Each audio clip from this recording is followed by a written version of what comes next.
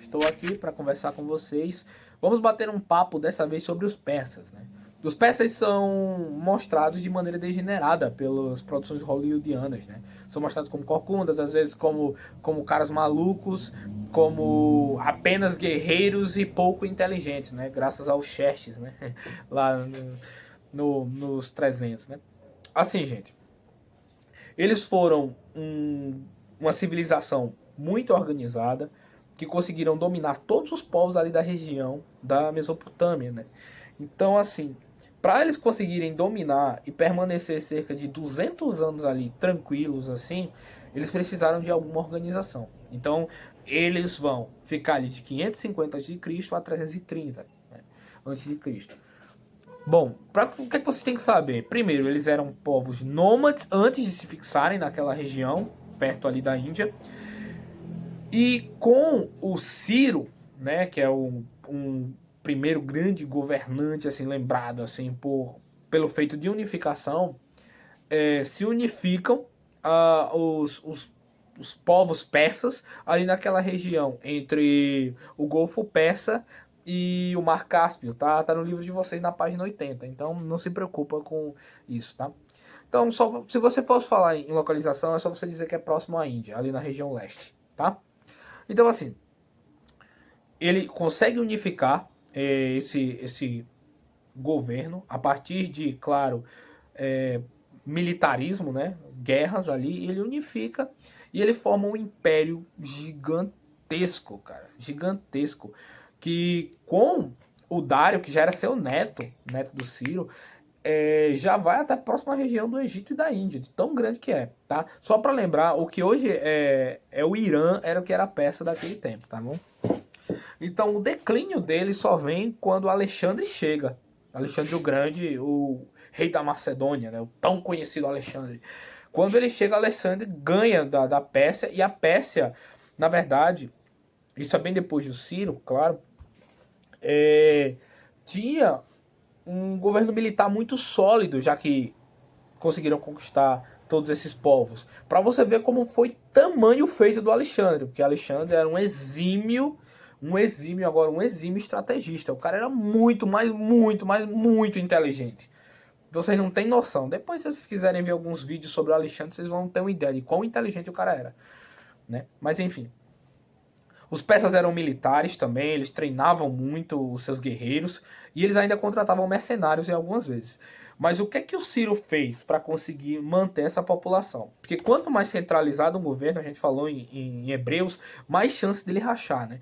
Então qual foi a grande sacada do Ciro? O Ciro ia, conquistava esses povos e chegava aos nobres e dizia: olha galera, é o seguinte, a gente vai conquistar vocês, mas vocês só precisam me pagar. Vocês podem continuar a vida de vocês do jeito que vocês quiserem. Vocês me pagam os tributos aí, e vocês podem manter religião, vocês podem viver a vida de vocês. E a gente não vai matar vocês, a gente vai ficar de boas. Então a galera gostava disso, e meio que assim ele não perdia tanto poder, né? Claro que ainda existia. É o seguinte, se você fosse contra qualquer governante, você tinha, claro, sua cabeça tirada, né? Você morria, eles matavam, né? Então, assim, primeira característica é essa questão dos tributos e a questão de que ele associava esses nobres antigos ao sistema de governo do império, tá bom? Já é uma característica desse governo persa, tá? Bom, eles têm o declínio ali em 479, né, com a chegada do Alexandre. A escrita deles era cuneiforme. Claro que depois, com o tempo, eles vão trazer o alfabeto arábico, mas ainda vão colocar algumas letras, né? E uma coisa interessante sobre o governo: se o império era tão gigantesco, tão grande, como é que ele conseguia administrar? A gente tá falando de um império naquela época, gente. Não estamos falando hoje. Você não tem carro. É muito difícil. É uma distância. Então, qual foi a ideia deles? Primeiro, o sistema de estradas. Os persas eram muito bons em construir estradas. Muito, mas muito bons, tá? Então, eles tinham estradas entre as regiões do Império Persa. Além de que eles separavam esse governo como se fosse 20 regiões que eram dominadas por alguns nobres sobre o comando do Ciro, claro. Do Ciro não. Do governante persa, do maior governante persa. Então você tinha ali 20, como se fosse cidade-estados, governados por um único governante. Não era cidade-estado, né? Enfim, 20 locais governados pelo governante maior persa, né?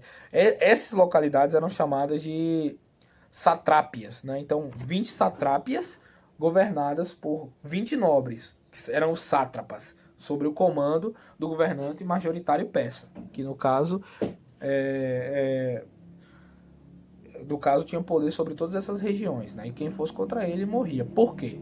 Porque o governo persa, ele era teocrata. O que é isso? A gente já falou em outros vídeos. Teocracia quer dizer que o governante, se ele não é considerado um deus, ele é considerado um mensageiro de Deus.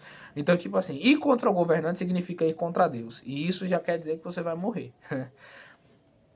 Bom, outra coisa também era o sistema de transmissão de mensagens, que era muito bom.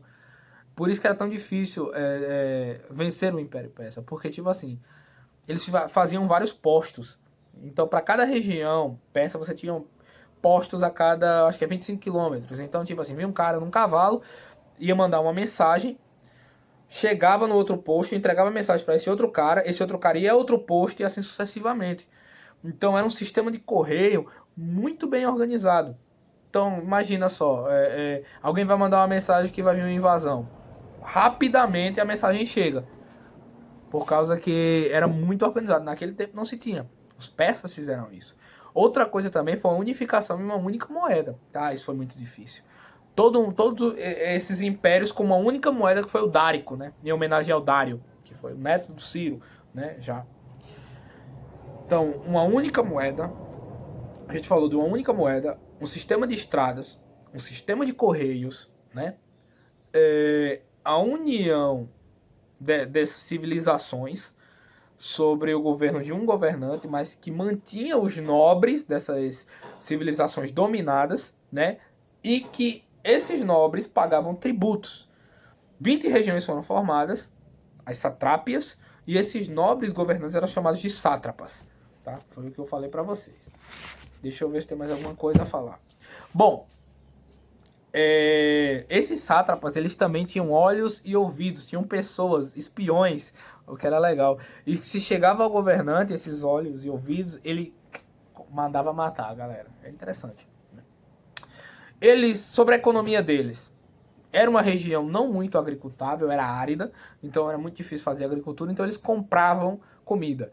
Mas para que eles tivessem dinheiro para isso, eles eram excelentes ou artesãos ou comerciantes. Lembra de tapetes persas, né?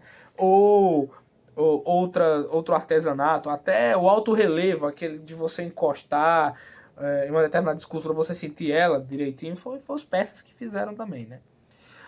Uma coisa que influenciou, inclusive, a gente, e todas as religiões mais comuns hoje em dia, como o islamismo, o cristianismo, o judaísmo, foi a ideia de bem e mal, o dualismo. Vem aqui com eles, viu? É com os persas. Você tem uma entidade boa, que é o Aura Mazda, e você tem o Arihan, que é... Arihan? Deixa eu ver aqui, esqueci o nome dele.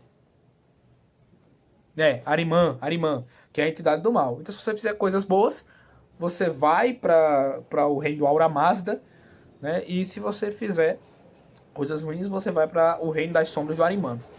E tem aquela ideia de que um Deus maior vai vir salvar todo mundo, a ideia de um Messias, né?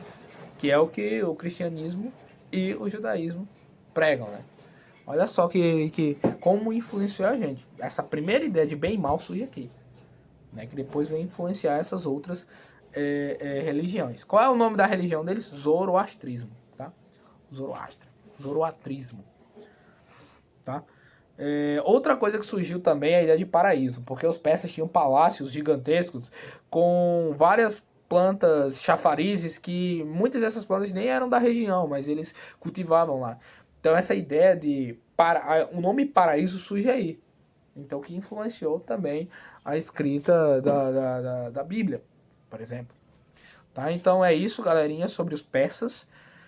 Agradeço a vocês. Vocês têm, como eu disse, exercícios para fazer sobre isso. Qualquer dúvida, manda para mim.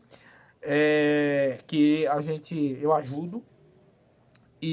Ou manda para o Laís passar para mim. E eu ajudo vocês, tá bom? Valeu. Mas eu não vou dar respostas. O professor tem que ensinar. Não dar respostas.